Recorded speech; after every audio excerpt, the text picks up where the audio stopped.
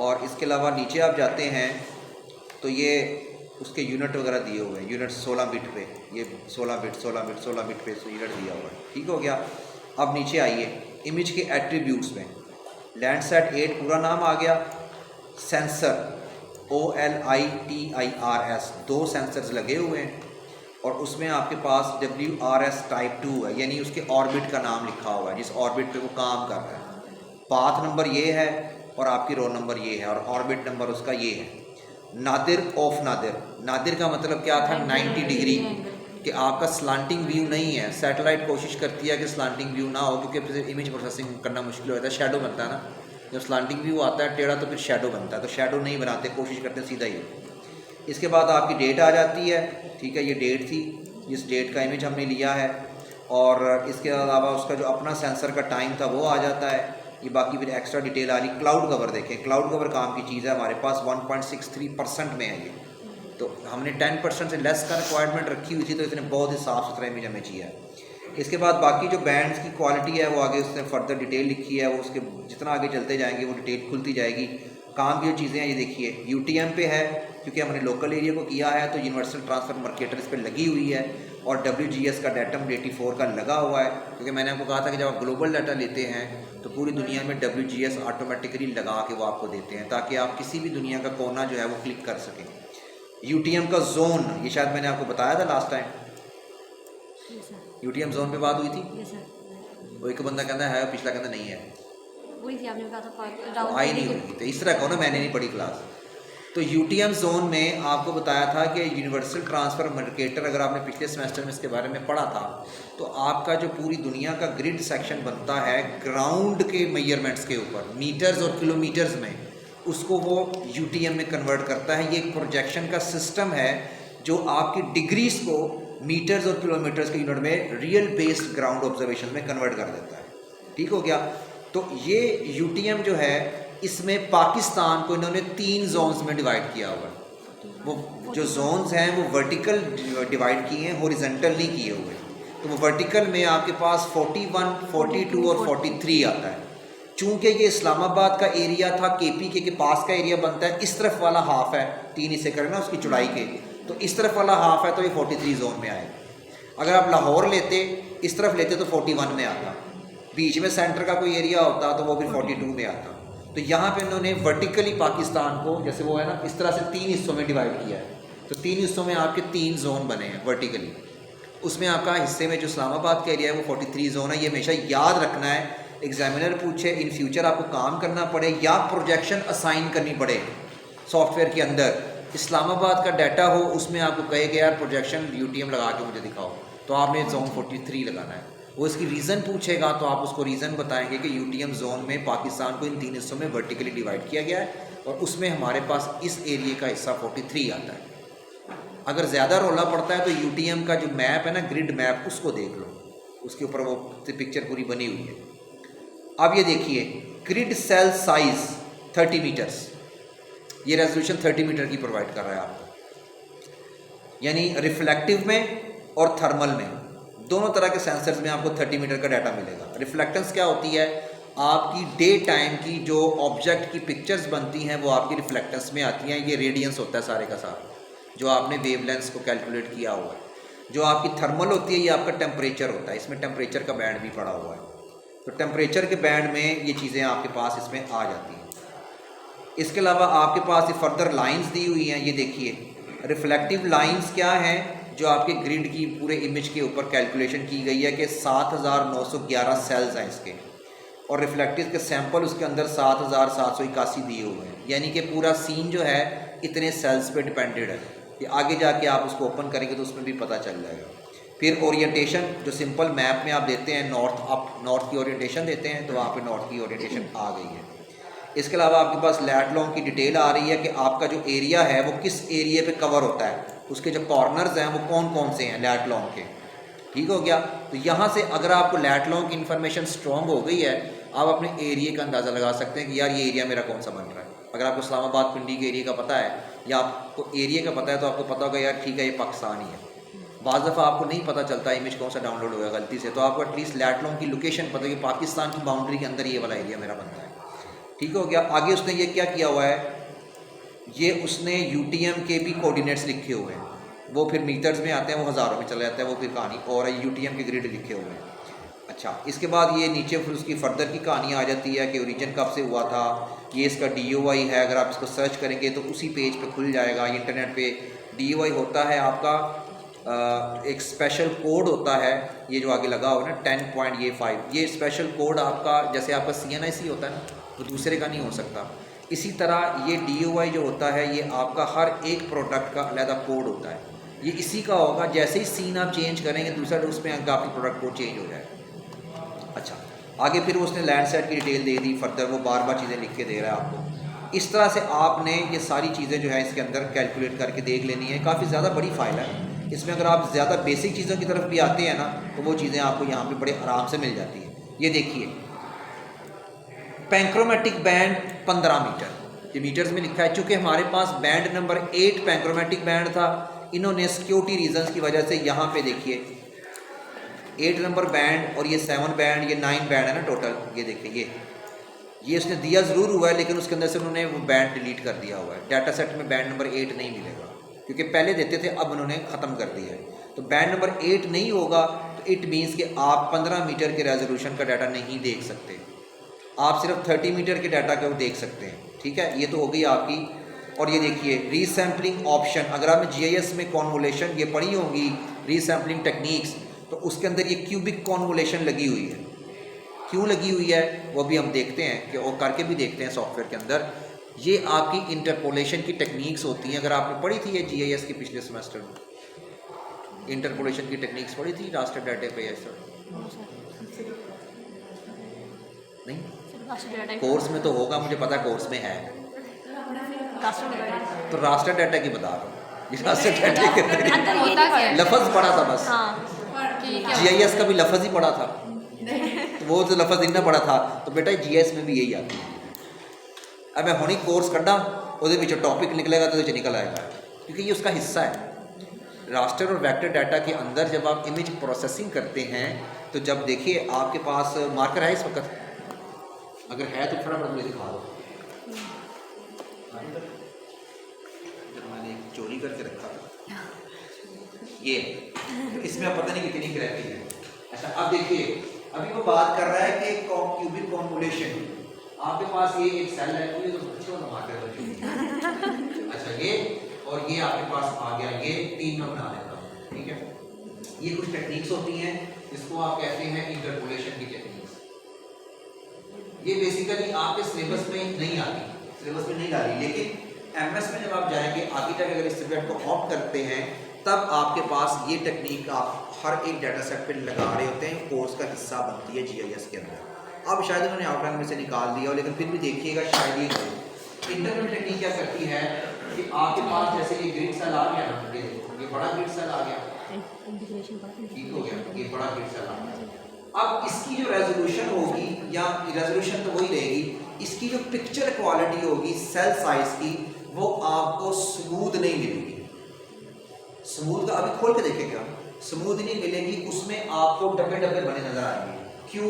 क्योंकि आपका इमेज है 30 मीटर का, तो 30 मीटर का मतलब ये है कि आपके डब्बे डब्बे डब्बे डब्बे सारे नजर आ रहे होंगे, तो इमेज आपको ब्लर सा नजर आता होगा, ब्लर नजर आएगा। जूम करेंगे तो सही तरह स्मूथिंग नहीं आएगी। तो रिमोट सेंसिंग में अगर आप रास्टर डाटा पे ये काम करते हैं, तो इसके लिए आप इमेज स्मूथिंग करते हैं। आपका इस टेक्निक के जरिए से इमेज स्मूथ हो जाता है। कैसे होता है? इसके अंदर उन्होंने 3 टेक्निक्स दी हुई है। एक उन्होंने दी हुई है अभी जो आपने देखा क्यूबिक, एक उन्होंने दी हुई है नियरेस्ट नेबर, और एक और पता नहीं कौन सी अभी खोल के देखेंगे, तो 3-4 दी हुई है। तो उसके अंदर आपके पास जो एरिया होता है ना, जैसे ये छोटा एरिया है, ये भी छोटा एरिया, ये बड़ा एरिया है, एरिया की बेस पर आपने उस इंटरपोलेशन की इमेज स्मूथिंग की टेक्निक को सिलेक्ट करना होता है। अगर आप इमेज स्मूथ करना चाहते हैं वेल एंड गुड, नहीं करना चाहते तो वो छोड़ दें इसको एज इट इज। अगर करेंगे तो रिजल्ट प्योरीफाई हो जाएंगे, यानी आपको नज़र सही आएगा, विजुअलाइजेशन अच्छी आएगी, प्रिंटिंग में भी, फॉर्म में, एक्सपोर्ट करने की क्वालिटी में, ओवरऑल ओरिजिनल क्वालिटी में भी। तो ये जो इंटरपोलेशन की टेक्निक यहाँ पर उसने रेफर की हुई है ना, ये आपके कोर्स में हिस्सा आता है इसका। तो इसमें वो क्या करता है जैसे ये अब सेल्स है ना, ये अगर मैं कहता हूँ कि इस पाकिस्तान के या जो भी आपका एरिया है इसके ऊपर मैं ये क्यूबिक कॉन्वोल्यूशन अप्लाई करता हूँ क्योंकि एरिया बहुत बड़ा है। अगर आपके पास सिर्फ पिंडी हो तब भी आपका एरिया बड़ा ही है ना, कंपैरेटिवली किलोमीटर में चला जाता है। तो आपने क्या करना है कि इन 2 या 3 टेक्निक्स को टेस्ट करना होता है। वो सॉफ्टवेयर में एक बटन से हो जाता है। वो क्या करेगा, इमेज के जो ये पिक्सेल्स होंगे ना, इनको इंटरपोलेट करके छोटे पिक्सेल्स में सब डिवाइड कर देगा। तो वो जो एक ब्लर सा एक रफ एक सिनेरियो बन रहा होता है पिक्चर के अंदर, वो स्मूथ हो जाता है, यानी वो पिक्चर प्लेन हो जाती है। इसकी मिसाल ऐसे ही है कि एक पिक्चर आपने गंदे से पुराने कैमरे से ली हुई है तो नज़र नहीं आ रहा, वही आप DSLR से लेते हैं तो कितनी साफ सुथरी पिक्चर आ रही है। तो जो आप इमेज स्मूथिंग करते हैं वो आप इंटरपोलेशन की टेक्निक में से ये चीज़ें उठा के करते हैं। इमेज अगर छोटा है, बहुत छोटा एरिया है, तो आप नियरेस्ट नेबर भी कर सकते हैं।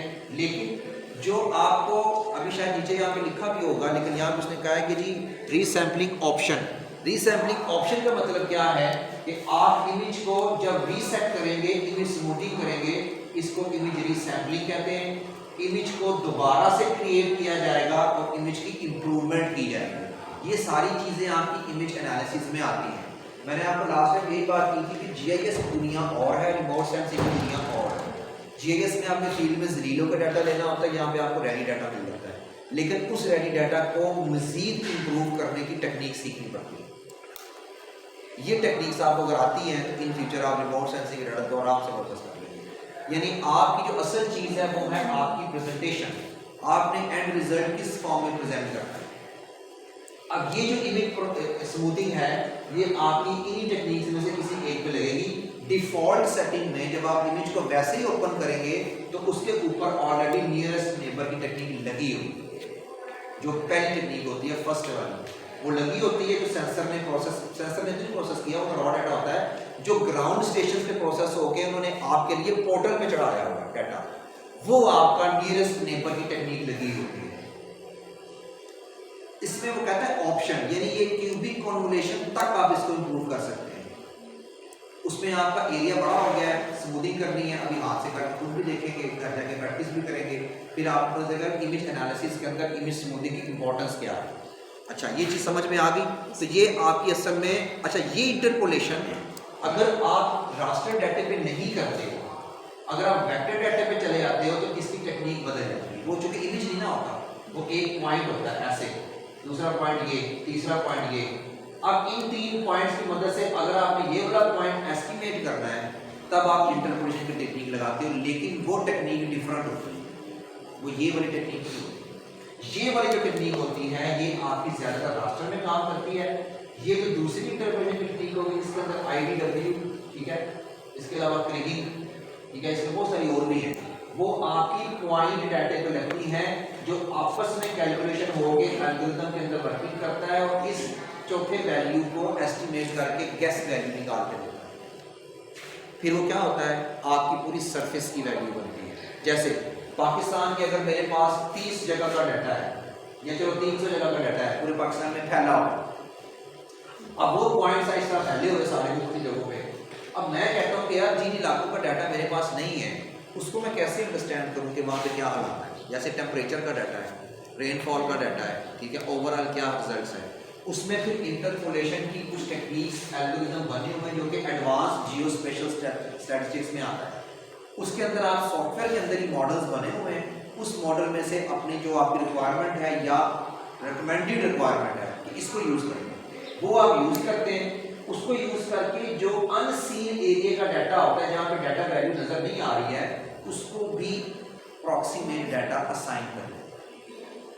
तो फिर वो आपका जो पूरा एरिया होता है पूरे का पूरा, ठीक है, जैसे पूरा एरिया है वो एक ही चीज़ में स्मूथ इमेजरी बन जाती है, फिर वो भी एक तरह से रास्टर ही बन जाता है। जैसे पीछे बना हुआ है या कोई वेदर मैप देख लें, उसमें ये पीछे जो बना हुआ है कुछ एरिया का डाटा नहीं है तो उन्होंने अप्रॉक्सीमेट डाटा इसमें यूज़ किया होगा, लेकिन अप्रॉक्सीमेशन कौन सी होती है, वो रियल डाटा की बेस के ऊपर एवरेज वैल्यूज को ही साइन करता है।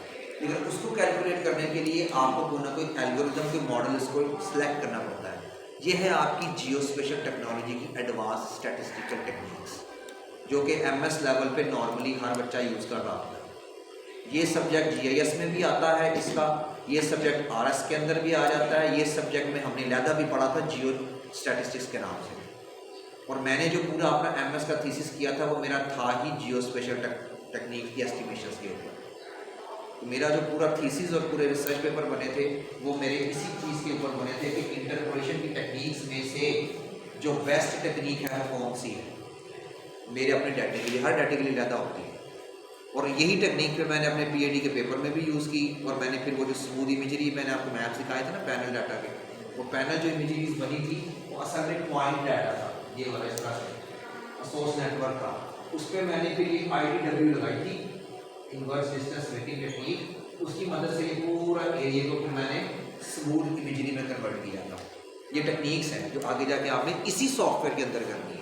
अब ये इसमें भी हो जाती हैं, रेडास इमेजिन में भी हो जाती हैं, क्योंकि रास्टर की टेक्निक्स हैं। ये डाटा सेट आपका QGIS में भी हो जाता है, प्रोग्रामिंग के थ्रू भी होता है, लेकिन सबसे आसान आपका ArcGIS के अंदर है। मॉडल बना हुआ है, सेलेक्ट करो, उसके बाद आपका डाटा जो है वो अप्रॉक्सीमेट रिजल्ट दे देगा। अब ये चीज़ें आपने पहले ज़हन में रखनी है कि रास्टर डाटे में ये चीज़ें आपको मिलती हैं। ठीक हो गया, ये फाइल है, मेटा डाटा फाइल थी, यहाँ पे उसने एंड कर दिया। अब इसको बंद कर देते हैं। अब जो अगली कहानी है वो ये है कि आपके पास तो ये इतने बैंड आ गए। ये बात याद रखिएगा कि कोई भी सेंसर का बैंड आपको ये नहीं बताएगा कि ये रेड है, ये ग्रीन है, ये ब्लू है, ये कौन सा बैंड है। वो सिर्फ आपको नंबरिंग बताएगा, नंबरिंग बताएगा। अब देखें यहाँ पे एक और गौर कीजिएगा, ये जो लिखा हुआ है ना SR, ये है सरफेस रिफ्लेक्टेंस का बैंड। सरफेस रिफ्लेक्टेंस क्या दिखाती है आपको? ज़मीन के रिसोर्सेज की इंफॉर्मेशन। इसके लिए क्लाउड कवर होना नहीं चाहिए, साफ क्लियर वेदर होना चाहिए। ये जिसके साथ SR लिखा हुआ है ये सारी का सारा सरफेस रिफ्लेक्टेंस है। ठीक हो गया। और ये जिसके साथ T1 लिखा हुआ है ये थर्मल इमेजरी है, जिसने बताया ना कि थर्मल इमेजरी का बैंड भी दिया हुआ उसने, और ये थर्मल इमेजरी का बैंड है। यानी ये आपको क्या बताएगा? टेम्परेचर। थर्मल इमेजरी जो होती है, चूँकि टेम्परेचर रात में भी कैलकुलेट होता है, तो थर्मल इमेजरी का डाटा आपको रात की इन्फॉर्मेशन भी दे देता है। लेकिन चूंकि ये सेंसर डे लाइट में काम करते हैं, क्यों काम करते हैं? क्योंकि इसके लिए हमारे पास इल्यूमिनेशन सोर्स सन चाहिए, तो सन के लिए उनके पास डे का डाटा चाहिए, तो ये ज़्यादातर डाटा आपको डे में ही प्रोवाइड करेंगे। हाँ, अगर कोई स्पेशल वेदर सेटेलाइट है तो वेदर सेटेलाइट आपको हर घंटे का डाटा भी दे देती है, 24 घंटे का डाटा आ जाता है, वो भी आगे जाके हम देखेंगे। अच्छा, ये बात समझ में आ गई। अब अगली जो कहानी है कि भाई मैं इसको ढूंढूं कैसे, ये तो मेरे लिए वबाल जान बन गया कि इतने ज़्यादा फाइलों में से मेरे काम की फाइलें कौन सी होंगी। तो सबसे बेस्ट वे क्या है? गूगल पे जाइए, गूगल पे जाके लिखिए लैंडसैट 8 बैंड सेटिंग। वो क्या करेगा?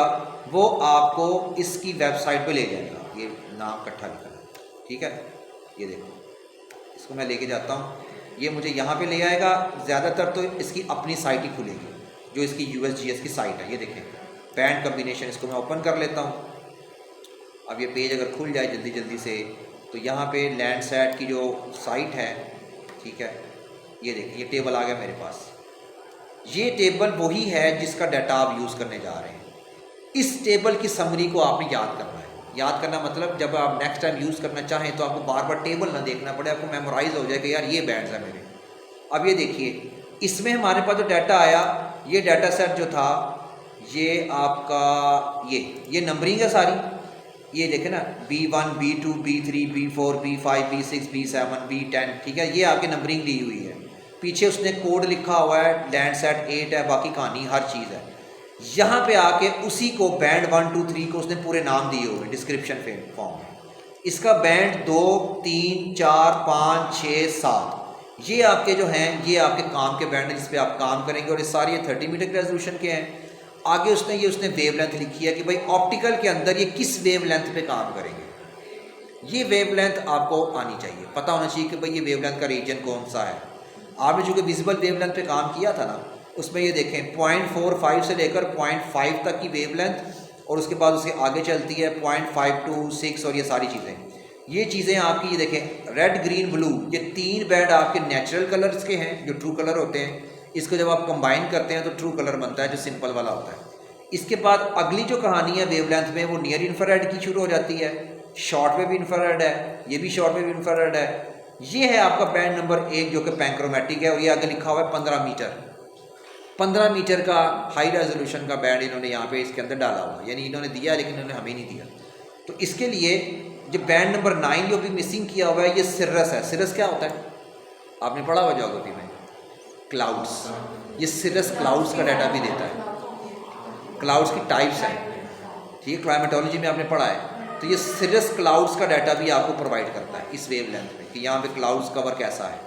इसके अलावा बैंड नंबर 10 और 11 है, ये आपकी इंफ्रारेड की लॉन्ग वेव लेंथ है। ये खैर 100 मीटर का रेजोल्यूशन आपको देगा, ये हमारे काम की है ही नहीं, ये किसी और काम के लिए यूज़ हो जाएगी। ये नीचे फिर उन्होंने सेंसर्स की डिटेल लिखी हुई है, ऑपरेशनल लैंड इमेजर OLI, ठीक हो गया। थर्मल इंफ्रारेड सेंसर TIRS, ये वो 2 सेंसर्स हैं जो कि आपके इसके अंदर लगे हुए हैं। और नीचे देखिएगा कि ये कहता है कि OLI इमेजेस जो हैं वो किन किन टाइप्स में यूज़ होता है, वेजिटेशन में, कल्चर फीचर्स में, बायोमास वगैरह के काम में यूज़ होगा। और ये जो थर्मल वाला बैंड है जो कि आपका 2 थर्मल बैंड्स आपको वो दे रहा है, और ये आपके अर्थ की थर्मल एनर्जी को कैलकुलेट करने के लिए यूज़ होगा, यानी टेम्परेचर वगैरह को देखने के लिए। आगे फिर ये लैंडसेट 7 आ जाता है। तो ये पेज जो है ना, मैं आपको कॉपी करके सेंड कर देता हूँ इसमें, क्योंकि लैंडसेट 8 की भी इंफॉर्मेशन है, नीचे लैंडसेट 7 की भी है, लैंडसेट 5.4 की भी है, आगे 3.2 की भी है।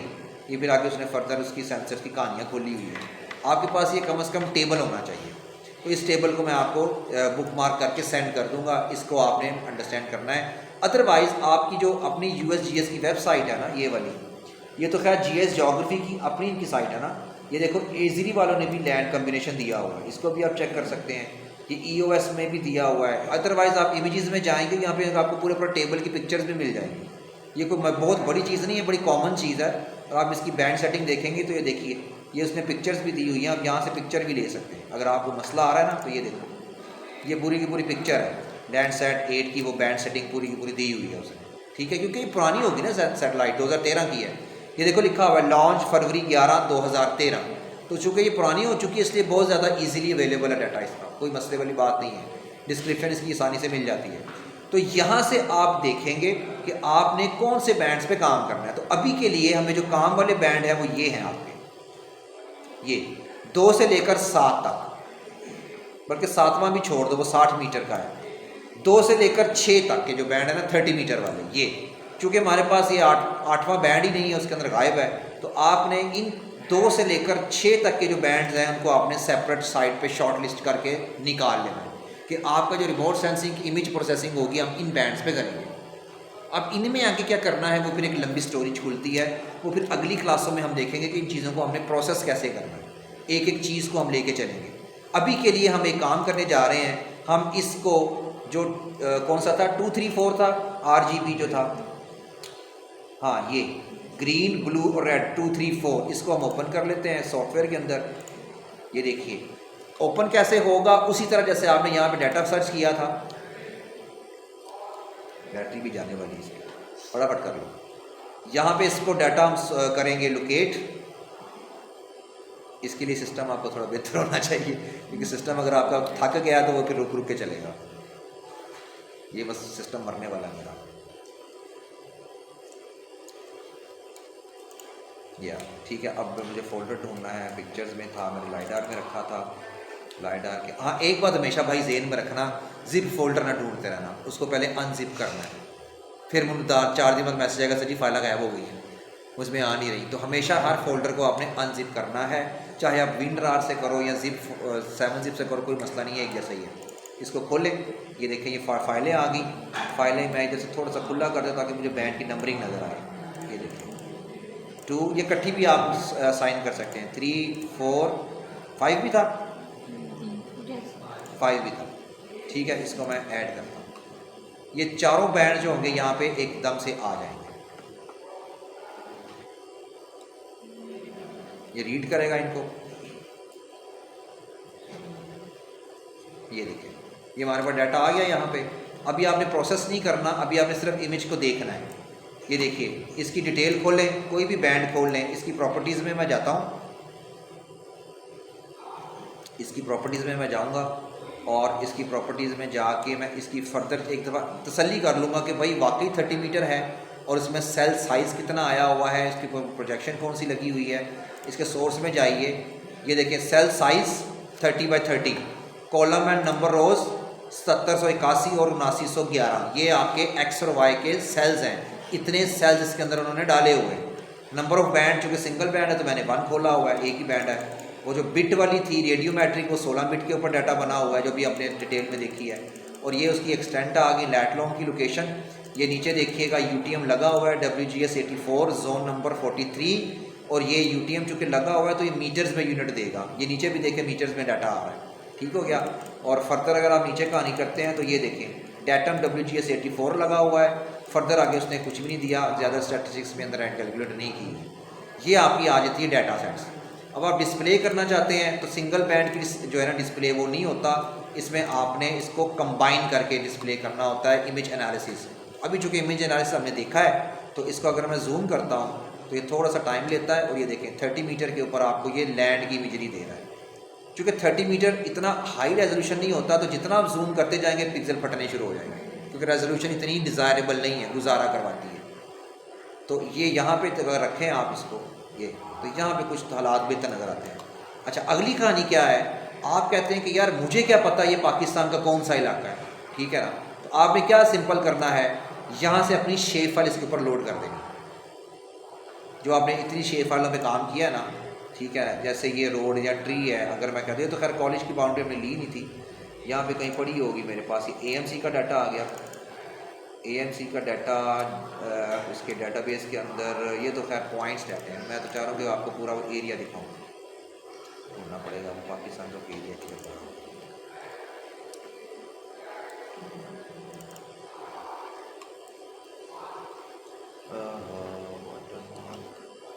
हाँ नहीं, इधर मेरे पास पड़ा हुआ बिल्कुल पाकिस्तान की पूरी वो मैंने रखी है डाउनलोड करके स्पेशल जगह पे। ये एडमिन, ये देखिए, ये आपके आगे डिस्ट्रिक्ट की बाउंड्री, मैं इसको कहता हूँ लोड कर दे भाई, तो ये मुझे बता देगा कि ये एरिया कौन सा। अब ये चूँकि गायब हो चुका है तो मैं इसको होलो कर लूँगा, होलो करूँगा तो मुझे पीछे से इमेजरी नज़र आ रही है। ये देखिए, ये एरिया को कवर कर रहा है।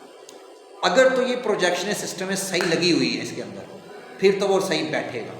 अगर कोई इमेजरी गड़बड़ कर गई या आपकी शेप फाइल गड़बड़ कर गई या मैच ना किया डाटा, तो वो डाटा इसके ऊपर नहीं आए। ये बस ज़हन में रखनी है। आपका ये डाटा उधर जा रहा होगा, वो डाटा उधर जा रहा होगा, तो दो ऐसे दूर दूर नज़र आ रहे होंगे। चूँकि मैंने किया ही इस्लामाबाद और पिंडी के एरिया को था, तो ये आ भी, ये देखें, ये आपका इस्लामाबाद है ना इसके अंदर, ये देखें, ये इसको अगर मैं जूम करता हूँ तो ये ऐसा होगा। तो मेरे पास ये जो इमेजरी है, इसको अगर मैं कहता हूँ कि यार मुझे थोड़ा सा ना कलर भी चेंज करो ताकि मुझे एरिया नज़र आए थोड़ी सी, ये देखिए, ये आपके पास इस्लामाबाद आ गया। अब आप अगर अगली कहानी करनी है तो हमने इस्लामाबाद के एरिया को चूँकि सेपरेट भी निकालना है शेप फाइल को, इसकी मदद से जितने एरिया पे आपने काम करना है उसको आपको क्लिप करना पड़ता है, टुकड़ा उसके अंदर से निकालना है। सारे डाटे पे आपने काम नहीं करना। जैसे ये सारा डाटा आ रहा है ना पूरा एरिया का, देखें आपके पास इसकी स्वार्थ फील्ड इतनी छोटी नहीं है, इसमें आपके पास अगर कवर किया जाए तो कुछ कुछ एरिया पिंडी का कवर हो रहा है, ठीक है।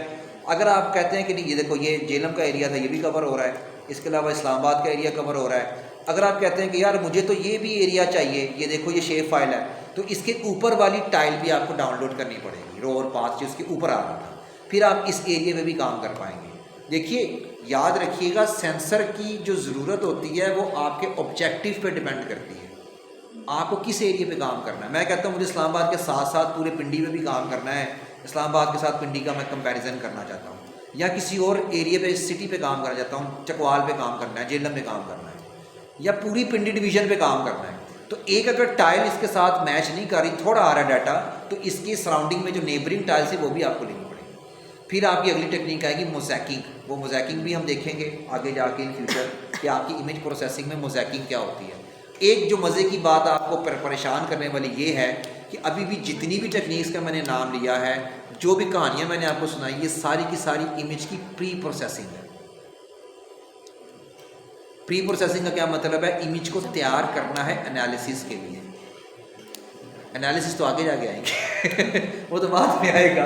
अभी तो इमेज को हम तैयार कर रहे हैं, उसको सजा रहे हैं। जैसे आप लोग जाते हो ना ब्यूटी पार्लर, पूरा पूरा दिन ला के आते हो, ये जाते हैं ना जब फंक्शन पे जाना हो, सुबह जाना जी 9 बजे, रात को 9 बजे आना, ये भी उसी तरह करेगी। पूरा पूरा हफ्ता आपसे काम करवाएगी, फिर तैयार होगी इमेजरी, फिर आप उस पर काम करेंगे। इमेजरी तैयार है, ये नहीं मैं कह रहा नहीं तैयार, लेकिन आपने उसको अपने एरिया के लिए तैयार करना है, मैंने किस एरिया पे काम करना है और मैंने किस तरह काम करना है। इमेज प्रोसेसिंग के लिए 3 स्टेजेस होती हैं, एक इमेज प्री प्रोसेसिंग होती है, एक इमेज प्रोसेसिंग होती है, एक इमेज पोस्ट प्रोसेसिंग होती है। तो ये जो इमेज प्री प्रोसेसिंग है इसका ही ढेर इतना ज़्यादा है। अभी तो स्टार्ट किया है ना, अभी तो डाटा मैंने आपको शक्ल दिखाई है इसके अंदर। तो डाटा जब आप डाउनलोड करेंगे आपके पास ऑलरेडी मैंने डीवा बता दिया हुआ है, यहाँ से आप पाकिस्तान के एरियाज़ की फ़ाइल उठाएंगे, उसके बाद आगे जाके आप फर्दर काम करेंगे। बैटरी इसकी भी जाने वाली है तो इसको फटाफट देख लो। अब आपने अगर इसको निकालना है तो ये जो क्लिपिंग वाली टेक्निक से फर्दर का नहीं है, फिर हम नेक्स्ट क्लास में देखेंगे। इमेज एनालिसिस यहाँ से हो जाता है, ये देखो ये इमेज प्रोसेसिंग आ गई, मैं हल्का सा जब तक बैटरी जिंदा मैं कर देता हूँ। ये देखो जियो प्रोसेसिंग में आओ, ये आ जाता है आपके पास यहाँ पे, ठहरो एक मिनट, नहीं इस पर कस्टमाइज में होगा, मुझे भूल जाता है बार बार ये किधर पड़ा हुआ। इसमें आओ, ये विंडोज़ के अंदर इमेज एनालिसिस है, इसको खोलोगे तो छोटी विंडो जो साइड पे खुल जाएगी। अब वो कहता है कि जितने भी बैंड आप लोगों ने लोड किए हैं इसको अगर आपने कंबाइन करना है तो वो भी हो सकता है, इसकी RGB बनानी है, इकट्ठी ट्रू कलर इमेज बनाना है, वो भी हो जाएगा। अब मैं इसको ट्रू कलर में बनाने जा रहा हूँ, इसको मैं सेलेक्ट करूँगा, कंट्रोल के बटन दबाना है, शिफ्ट नहीं दबाना। तीसरी को सिलेक्ट करूँगा, सॉरी दूसरे को सिलेक्ट किया, कंट्रोल दबा के तीसरी को किया, कंट्रोल दबा के फोर्थ को किया। जैसे ही आपने इधर किया नीचे प्रोसेसिंग डिस्प्ले एक्टिव हो गया। यहाँ पे कुछ ये बटन एक्टिव है, कुछ इनएक्टिव है, तो इसमें आपको नज़र आ रहा है, ये देखें येलो कलर का कहता है, ये बटन अगर आप काम करे तो ये कहेगा इमेज स्टैकिंग। ये येलो कलर की देखें ना लेयर्स भी बनी हुई हैं एक के बाद एक, ये तीनों इमेजेस को सेकंड्स में जोड़ देगा। मैं क्लिक करने जा रहा हूँ और वो प्रोसेसिंग करेगा और वो उसने ट्रू कलर में कन्वर्ट कर दिया। ठहरें एक मिनट, मैं इसको बंद करता हूँ ताकि नीचे से नज़र आए। ये देखो कलर नज़र आ रहे हैं इसके, ठीक है ना। ये ट्रू कलर इमेज है जो सैटेलाइट ने डाटा रिकॉर्ड किया है, इसको बेशक थोड़ा जूम करके देख लो। ये देखें ये ट्रू कलर में आ गया, ठीक है ना। ये इसका वो इमेजरी है जो कि इसने कैलकुलेट किया, जो ग्रीन था वो ग्रीन ही नज़र आ रहा है, जहाँ पे ग्रीनरी कम है वो वहाँ पे कम ही नज़र आ रही है, ठीक हो गया। यहाँ पे आके आप इमेज प्रोसेसिंग की टेक्निक को यहाँ पे लगाते हैं। अच्छा अब अगली जो कहानी है, यहाँ पे आपने इसको सिलेक्ट कर लिया, ये बन गया हुआ है। इसके बाद ये देखिएगा यहाँ पे आके आपके पास इमेज स्मूथिंग आनी चाहिए, इमेज स्मूथिंग की, अच्छा ये इधर होगा डिस्प्ले, ये छुप गया था नीचे। ये देखिए नियरेस्ट नेबर ऑटोमेटिक इस पर लगा हुआ है। हाँ नियरेस्ट नेबर स्टार्ट में ऑटोमेटिक लगा हुआ होता है इंटरपोलेशन का, दूसरी कैटेगरी बाइलिनियर की होती है, तीसरी कैटेगरी क्यूबिक की होती है और चौथी मेजॉरिटी की होती है। तो हम लोग कहते हैं कि यार इसको क्यूबिक कर दो ताकि इमेज स्मूथ हो जाए। मैं क्यूबिक कर देता हूँ तो सेकंड्स के अंदर उसने इसकी इमेज स्मूथिंग कर दी है। अब देखिए एक बार ज़हन में रखिएगा, बंद होने से पहले बता दूँ, ये इमेज स्मूथिंग यहाँ पे आ ज़रूर गई है, ये देखें ना, ये बन ज़रूर गया है तीनों बैंड का, लेकिन ये सिर्फ यहीं तक है, एक्सपोर्ट नहीं हुआ। आपने अगर इसको बंद कर दिया तो ये गायब हो जाएगा। इसको मैं सेव कर लेता हूँ ताकि कल मैं यही यूज़ कर लूँ। इसमें मैं कहता हूँ जी ISB इस्लामाबाद का डाटा, सेव कर लेता हूँ प्रोजेक्ट को। इसमें ये पड़ा रहेगा। अगर आपने किसी को देना है ये तो इसको आपको एक्सपोर्ट करना पड़ेगा। एक्सपोर्ट का तरीका यही है, राइट क्लिक करें, डाटा में जाएं, एक्सपोर्ट डाटा पे आएँ, उसमें आप एक्सपोर्ट डाटा पे आएंगे तो यहाँ पे इसका पेज बदल जाएगा, क्योंकि रास्टर डाटा है ना तो पेज बदल जाएगा। यहाँ पे वो पूछेगा लोकेशन कौन सी लेनी है, तो मैं इसको लोकेशन चेंज कर देता हूँ। मैं कहता हूँ कि अच्छा चल मुझे टेस्ट में डाल दें, जिधर भी है जल्दी जल्दी कर लें बस। इसको मैं कहता हूँ, इसमें आपने नाम नहीं लिखना, सिर्फ फोल्डर को सिलेक्ट करना है, ऐड करना है। ये आपके पास नेम आ रहा है, मैं लिख देता हूँ कि अच्छा यार ये ना ISB _ RGB red green blue combine किया हुआ है। सेव कर दे मुझे फटाफट, इससे पहले कि सिस्टम बंद हो जाए। ये ऊपर बता रहा है कि सेल साइज 30 मीटर का है। ये कहता है no data as 0, no data value होगी ना वो 0 शो करेगी पूरे इमेज के अंदर, ठीक है ना। तो इसमें आपने ज़हन में रखना है। तो अब इसने एक्सपोर्ट देखना सेविंग डाटा सेट एक्सपोर्ट करना शुरू कर दिया है। किस्मत में होगा तो नज़र आ जाएगा, वरना बंद हो जाएगा। तो यहाँ तक अगर आप देख रहे हैं, अंडरस्टैंड कर ली हैं चीज़ें, तो ये आपकी इमेज की वो टेक्निक्स हैं जो आपकी बेस बनाती हैं। जब आपकी इमेज प्रोसेसिंग की बेस बन जाती है वो भी सेविंग डाटा सेट का मैसेज आ रहा है। ये इधर 0% है क्योंकि एरिया बड़ा है मेरा, एरिया बड़ा होने से प्रोसेसिंग स्लो होगी। अगर आप पहले क्लिप कर लेते इसको इस्लामाबाद में छोटा एरिया निकालते तो वो जल्दी कर देते। ये बात ज़हन में रखनी है। इसलिए मैंने आपको पहले दिन कहा था कि भाई ज़रा अच्छे वाले सिस्टम यूज़ करना, 16 GB वाला 8 GB वाला रैम हो तो कम से कम ये इमेज की जो टेक्निक होती है वो आपकी जल्दी जल्दी कर देगा, वरना ये सो जाएगा और उसके बाद इंतज़ार करवाएगा, बंद हो गया। इसमें आपको जितना आज आपने